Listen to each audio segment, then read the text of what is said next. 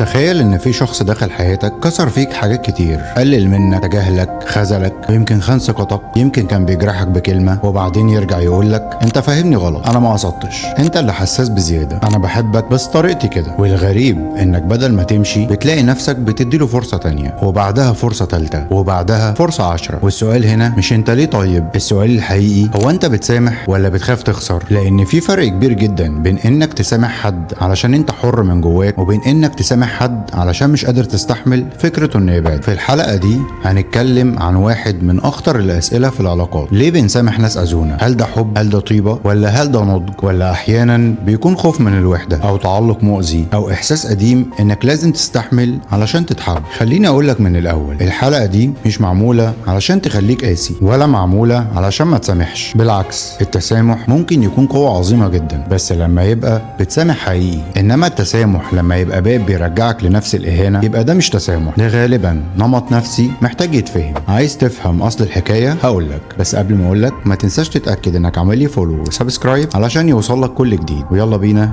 نبتدي الحكاية.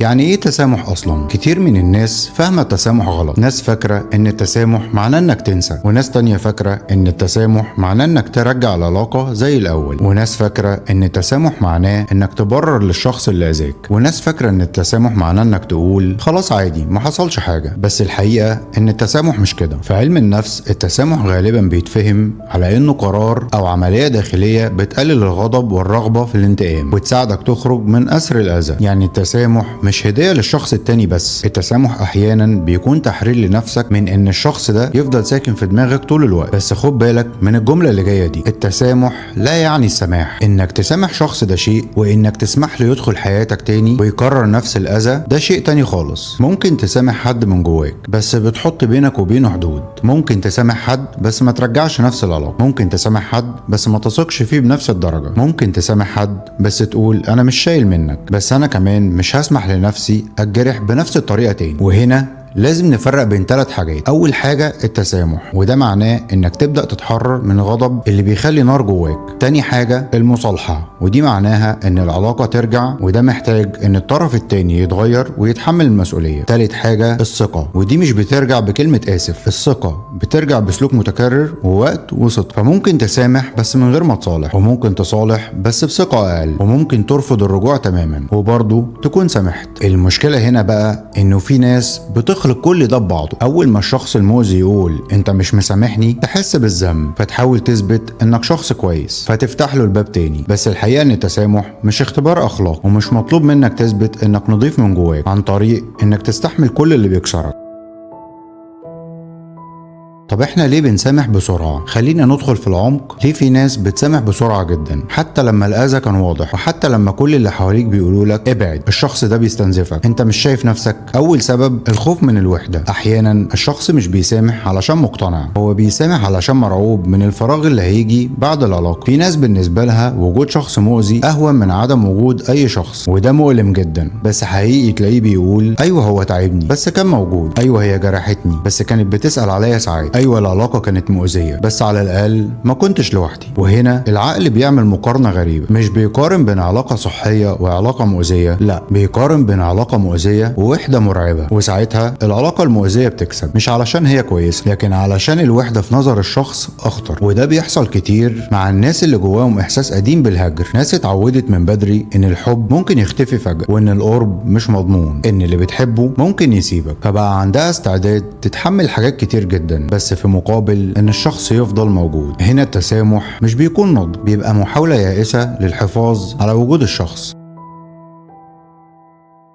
في ناس اتربت في بيوت الحب فيها كان مشروط. طب يعني ايه حب مشروط؟ يعني تتحب لما تبقى مطيع، تتحب لما تسكت، تتحب لما ما تزعلش حد، تتحب لما تتنازل، تتحب لما تبقى عاقل وما تعملش مشاكل. الطفل اللي يكبر في الجو ده بيتعلم حاجة خطيرة جدا، علشان اتحب لازم اتحمل. فكبر وهو شايف ان الحب الطبيعي لازم يكون فيه وجع. لو حد زعله يقول ما هو كل الناس بتغلط، ولو حد اهانه يقول اكيد انا استفزيته، ولو حد تجاهله يقول يمكن هو مضغوط، ولو حد كرر نفس الغلط يقول انا لازم اكون احن. هنا المشكلة مش في الرحمة، الرحمة حاجة جميلة، لكن لما الرحمة الرحمة تبقى على حساب كرامتك بتتحول لاستنزاف. في نظرية معروفة في علم النفس اسمها نظرية التعلق، بتتكلم عن ان طريقة ارتباطنا بالناس في الكبر بتتأثر بخبراتنا المبكرة. الشخص اللي عنده تعلق بيكون عنده خوف عالي من الفقد واحتياج مستمر للطمأنة وحساسية شديدة لأي بعد أو تجاهل. فلو دخل علاقة مع شخص بارد أو متلاعب أو مؤذي يبدأ يفسر كل حاجة على إنها مسؤوليته. هو اتغير، أكيد أنا قصرت.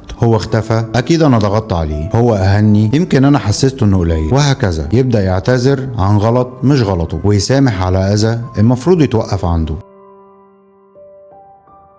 طب ايه الفرق بين الطيبة وقلة الحدود؟ في ناس بتقول انا بس قلبي طيب. طيب خلينا نقف هنا. الطيبة حاجة عظيمة جدا، بس الطيبة من غير حدود بتتحول لدعوة مفتوحة للاستغلال. الشخص الطيب بيسامح لكن الشخص اللي عنده حدود بيقول انا سامحتك بس السلوك ده مش هيتكرر معايا تاني. انما الشخص اللي ما عندوش حدود بيقول خلاص ولا يهمك، حتى وهو من جواه موجوع، حتى وهو عارف ان نفس الغلط هيتكرر، وحتى وهو حاسس انه بيخون نفسه. في فرق بين انك تكون طيب وانك تكون خايف تزعل الناس. في فرق بين انك تكون متسامح وانك تكون مش قادر تواجهه. في فرق بين انك تكون رحيم وانك بتدفن غضبك علشان العلاقة ما تتهزش. كتير من الناس بتسامح بسرعة مش علشان قلبها كبير، لكن علشان المواجهة بالنسبة له مرعبة. هو عارف انه لو قال انت جرحتني ممكن الشخص التاني يقلب الترابيزة، وممكن يقول له انت مكبر الموضوع، انت نكدي، انت مش بتعدي، انا مش ناقصك. فبدل ما يدخل في المعركة دي يختار الطريق الاسهل. خلاص حصل خير. بس المشكلة ان حصل خير دي بتتراكم كل مرة بتعدي فيها على حساب نفسك. جزء صغير جواك بيحس انك خذلته، ومع الوقت مش بس بتزعل من الشخص اللي اذاك، انت بتبدأ تزعل من نفسك انك سمحت بان ده يحصل لك.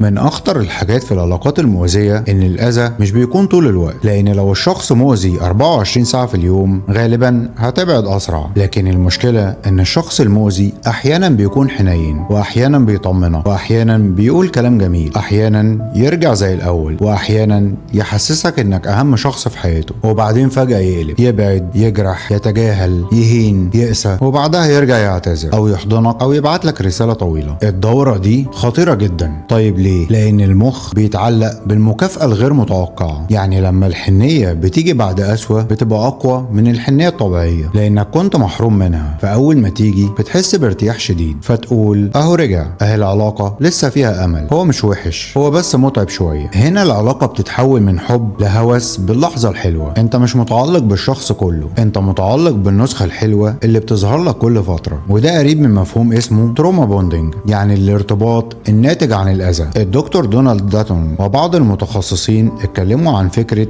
ان الإساءة المتقطعة مع لحظات اللطف ممكن تخلق تعلق قوي جدا، خصوصا لما يكون في خوف واعتماد عاطفي. يعني الشخص اللي بيأذيك وبعدين يطبطب عليك ممكن يتحول في دماغك لمصدر الألم ومصدر الراحة في نفس الوقت. وده أخطر نوع تعلق، لأنك بدل ما بتهرب من اللي بيوجعك بتجري عليه علشان يداوي الوجع اللي هو أصلا سببه.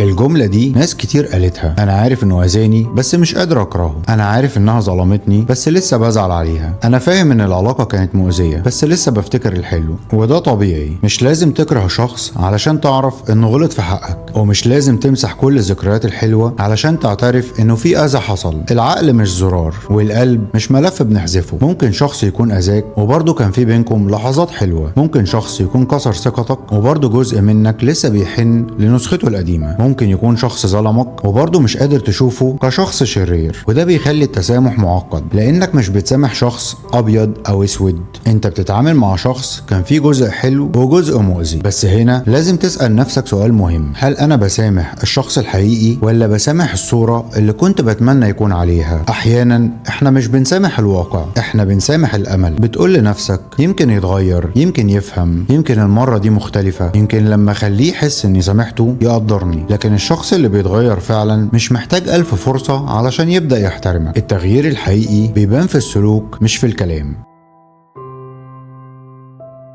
في نوع غريب من التسامح مصدره مش الحب، مصدره الإحساس بالذنب. الشخص يقول لنفسه أنا كمان مش ملاك، أنا أكيد غلط، يمكن أنا السبب، يمكن لو كنت أهدى ما كانش عمل كده، يمكن لو كنت كفاية ما كانش سابني. هنا الشخص مش بيسامح التاني، هو بيحاكم نفسه. وفي علم النفس في مفهوم اسمه رومينيشن أو الاقترار النفسي، يعني تفضل تعيد نفس الموقف في دماغك عشرات المرات. هو كان المفروض أقول إيه؟ هو قصد إيه؟ أنا ليه عملت كده؟ يمكن أنا فهمت غلط. مايكل ماكولو وهو من الباحثين المعروفين في موضوع التسامح اتكلم في أبحاثه عن الاقترار والغضب والرغبة في التجنب أو الانتقام، وكلها بتدخل في عملية التسامح. لما الشخص يفضل حابس نفسه في التفكير بيصعب عليه يشوف الصورة بوضوح. بس في العلاقات المؤذية الاقترار ساعات بيشتغل ضدك، بدل ما يساعدك تفهم بيخليك تدور على مبررات للشخص التاني، تفتكر كل تفصيلة وتقول يمكن هو كان مضغوط، يمكن أنا زودتها، أو يمكن هو اتربى كده، أو يمكن أنا محتاج أكون أكتر صبر. وطبعا التعاطف شيء جميل، لكن التعاطف مع الشخص اللي أذاك لا يجب أن يلغي التعاطف مع نفسك. أنت ممكن تفهم إن الشخص اتربى في ظروف صعبة، بس ده ما بيدلوش تصريح إنه يدمرك. ممكن تفهم إنه عنده مشاكل، بس مش لازم تبقى أنت العلاج. ممكن تتعاطف مع ألمه، بس مش على حساب سلامك النفسي. طب هل التسامح دايما صحي؟ هنا لازم نقول كلام متوازن. الدكتور روبرت انرايت من اشهر الباحثين في علم نفس التسامح، اشتغل سنين طويلة على فكرة العلاج بالتسامح، وفي دراسات كتير بتقول ان التسامح ممكن يساعد في تقليل الغضب والقلق والاكتئاب. الدكتور ايفريت كمان عمل نموذج مشهور اسمه ريتش، وده نموذج بيساعد الناس توصل لتسامح عاطفي بشكل تدريجي. لكن مهم جدا، التسامح مش لازم يبقى اجباري. لو حد ضغط عليك وقال لك سامح علشان ترتاح، سامح عشان انت تبقى كبير، سامح علشان ربنا يكرمك، سامح علشان ما تفضلش شايل جواك، ممكن الكلام ده يبان جميل، بس احيانا بيزود الالم، لان الشخص المجروح محتاج الاول يحس ان المه اتشاف وتصدق. ما ينفعش تقول للواحد لسه بينزف يلا سامح. قبل التسامح في اعتراف، قبل التسامح في فهم، قبل التسامح في حماية، وقبل التسامح في حدود. التسامح الصحي بيطلع من قوة، لكن التسامح الإجباري بيطلع من ضغط، والفرق بينهم كبير. التسامح الصحي يقول أنا فاهم اللي حصل ومش هكرهك طول عمري، بس مش هرجع أعرض نفسي لنفس الأذى مرة تانية. أما التسامح المرضي يقول أنا موجوع بس هسكت علشان العلاقة تفضل. الأول بيحررك، التاني بيسجنك.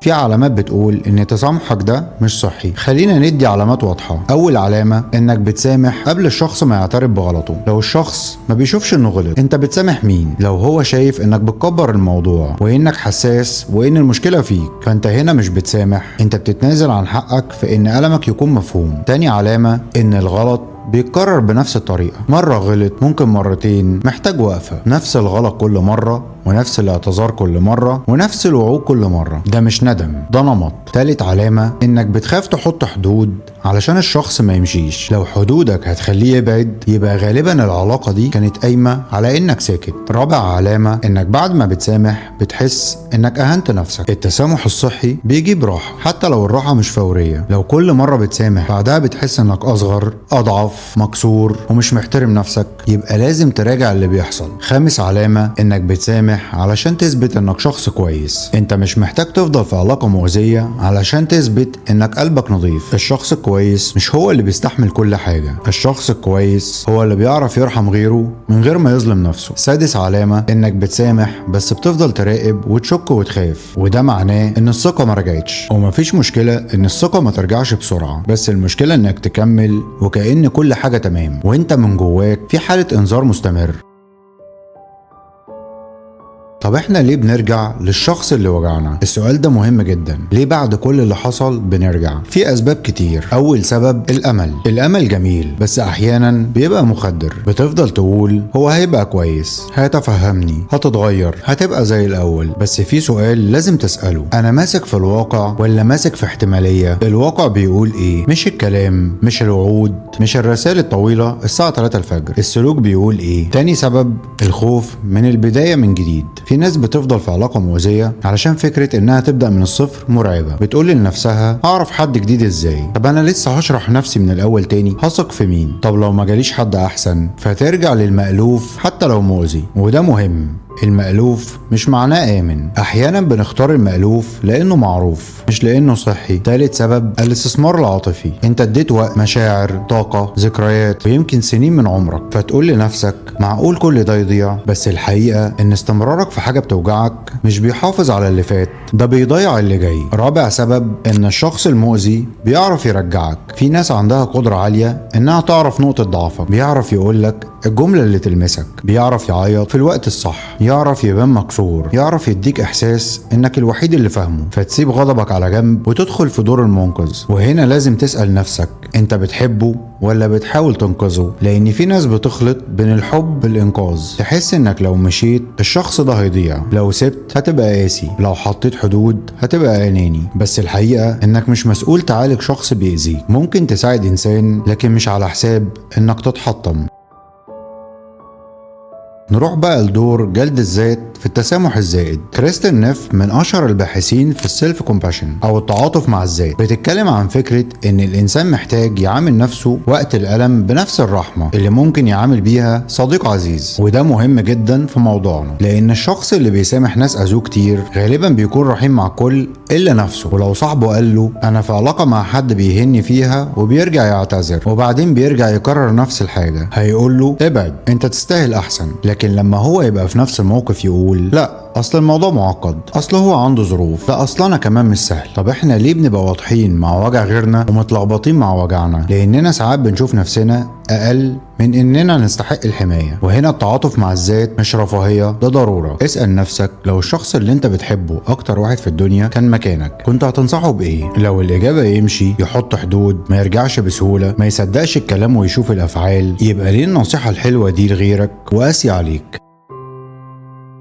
طب ازاي اسامح بطريقه صحيه؟ خلينا نكون عمليين. لو الشخص اذاك وعايز تعرف تتعامل معاه ازاي، امشي على الخطوات الجايه دي. الخطوه الاولى، سمي اللي حصل باسمه. ما تقولش هو بس زعلني، اسال نفسك هو عمل ايه تحديدا؟ هل كذب؟ هل اهان؟ هل استغل؟ هل تجاهل؟ هل خان؟ هل قلل منك؟ هل لعب على احساسك بالذنب؟ طب هل خلاك تشك في نفسك؟ تسميه الفعل مهمه، لان اللي ملوش اسم ملوش حدود. الخطوه الثانيه، افصل بين التفسير والتبرير. ممكن تفهم سبب سلوك شخص لكن ما تبررلوش، زي مثلا هو اتربى في بيت قاسي، ده تفسير. لكن عشان كده عادي انه يجرحني، ده تبرير. هي عندها مشاكل ثقة، ده تفسير. لكن عشان كده عادي تفتش وتشك وتتهم، ده تبرير. خليك انساني بس واضح. الخطوة الثالثة، شوف هل الشخص ندم حقيقي. الندم الحقيقي مش بس كلمة آسف، الندم الحقيقي فيه 4 حاجات: اعتراف واضح، أنا عملت كذا، تحمل مسؤولية، ده غلط مني، فهم للأثر، أنا فاهم إني وجعتك، تغيير في السلوك وهعمل كذا علشان ما يتكررش. غير كده الاعتذار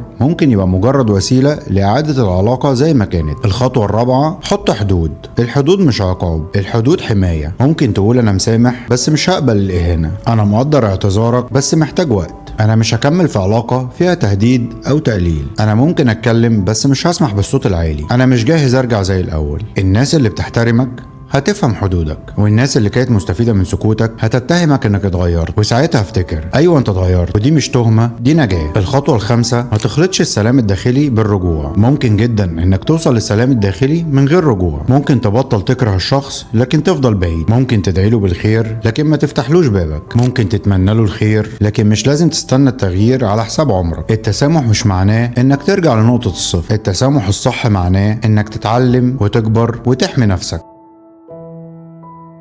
خلينا اشرح لكم نموذج مشهور لدكتور ايفريت اسمه ريتش. النموذج ده بيقول ان التسامح ممكن يحصل على مراحل. حرف ار معناه ريكول، يعني افتكر الاذى بوضوح ومن غير تهويل ومن غير انكار. ايه اللي حصل؟ ايه اللي وجعك؟ ايه اللي اثر عليك؟ حرف اي معناه امباثيز، يعني حاول تفهم منظور الشخص الاخر لكن خد بالك تفهم مش تبرر. حرف ايه معناه altruistic gift، يعني تتعامل مع التسامح كهدية، ممكن تختار انك تقدمها مش كواجب مفروض عليك. حرف سي معناه كوميت، يعني تلتزم بقرارك لو حسيت انك وصلت ليه فعلا. حرف اتش معناه هولد، يعني تتمسك بالتسامح لما الذكريات ترجع تفتح الجرح. بس انا عايز اضيف هنا تنبيه مهم جدا، النموذج ده مش معناه انك تستخدمه علشان ترجع لعلاقة خطيرة او مؤذية لو في عنف، تهديد، ابتزاز، اهانة مستمرة او تحكم. الاولوية هنا مش التسامح، الاولوية الامان.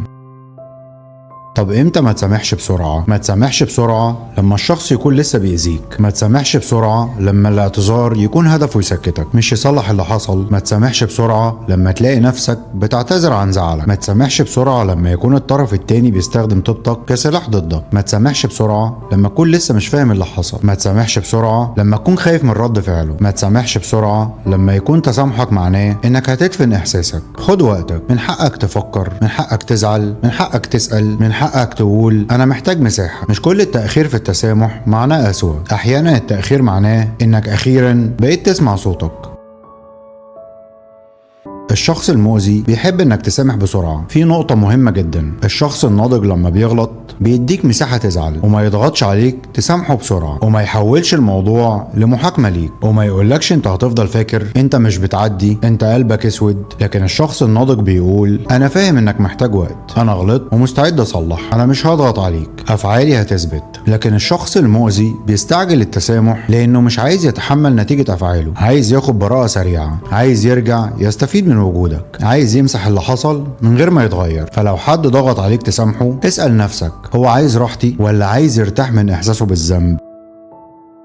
خلينا نحكي قصة صغيرة. آدم كان في علاقة مع بنت، كل شوية تختفي، ترد متأخر، تتجاهله، ولما آدم يزعل تقول له انت خنقتني، انت محتاج تكبر دماغك شوية، انا مش فاضية للدراما دي. فآدم يبعد يومين وبعدين هي ترجعه برسالة انا اسفة، انا بس كنت مضغوطة، انت عارف انك غالي عندي. فآدم قلبه يلين، يسامح، يرجع، وبعد اسبوعين نفس السيناريو. مرة ورا مرة آدم بدأ يحس ان هو المشكلة، بدأ يراقب كلامه، يخاف يطلب اهتمام، يخاف يزعل، يخاف يسأل، وفي الاخر بقى فرحان بأي رسالة بسيطة. لما صاحبه سأله انت ليه بتسامح كل مرة؟ قال علشان انا بحبها. بس الحقيقة آدم ما كانش بيسامح من باب الحب بس، آدم كان بيسامح من الخوف انه ما يتعوضش، الخوف انه يبقى لوحده، الخوف ان النسخة الحلوة من الشخص ده تختفي للأبد. بس في لحظة آدم سأل نفسه سؤال غير كل حاجة، هو انا بحاول احافظ على العلاقة ولا انا بحاول احافظ على اخر حتة من كرامتي؟ وساعتها فهم ان التسامح اللي بيرجعه لنفس الوجع مش نجاة، ده إعادة تشغيل لنفس الفيلم. طب هو التسامح الحقيقي شكله ايه؟ التسامح الحقيقي هادي، مش مستعجل، مش بيحصل تحت تهديد، ومش بيحصل علشان خايف، ومش بيحصل علشان الناس قالت كده، ومش بيحصل علشان تثبت انك ملاك. التسامح الحقيقي بيحصل لما تقول انا شايف اللي حصل، انا معترف اني اتوجعت، انا مش هكدب على نفسي، انا مش هنتقم بس كمان مش هسمح بتكرار الاذى. التسامح الحقيقي مش ضعف بس كمان مش سذاجة. التسامح الحقيقي مش انك تفتح الباب لاي حد، هو انك تقفل باب الغضب وتسيب باب الحدود مفتوح. يعني ممكن تقول انا مش هفضل شايل كراهية بس انا هتعلم، انا مش هعيش عمري في دور الضحية بس مش هرجع للدور اللي كسرني، انا مش هنتقم بس هحمي نفسي. وده اجمل شكل للتسامح. 10 جمل لازم تقولها لنفسك. لو انت شخص بتسامح بسرعة وبترجع كتير، احفظ الجمل دي. انا مش قاسي علشان حطيت حدود، انا مش اناني علشان اخترت سلامي النفسي، انا ممكن افهم ظروف الناس بس من غير ما اسمح لهم يأذوني، الاعتذار من غير تغيير مش كفاية، انا مش مسؤول اعالج الشخص اللي بيكسرني، مش كل شخص وحش بالكامل بس مش كل شخص مناسب انه يدخل حياتي. التسامح لا يعني الرجوع، الطيبة من غير حدود بتتعب صاحبها. انا استحق علاقة محتاجش فيها هدف نفسي علشان تفضل. عايزك بعد الحلقة دي تعمل تمرين بسيط. هات ورقة وقلم واكتب اسم شخص انت سامحته اكتر من مرة ولسه حاسس انك موجوع، واكتب 5 اسئلة. اول سؤال، هو اذاني ازاي تحديدا؟ تاني سؤال، هل هو اعترف بالغلط ولا خلاني اشك في احساسي؟ تالت سؤال، هل السلوك اتغير ولا الاعتذار بس اللي بيتكرر؟ رابع سؤال، هو انا بسامح علشان مرتاح ولا علشان خايف اخسره؟ خامس سؤال، لو صديقي كان مكاني كنت انصحه بايه؟ الاجابات دي ممكن توضح لك حاجات كتير. مش لازم تاخد قرار فورا بس لازم تبطل تكذب على نفسك.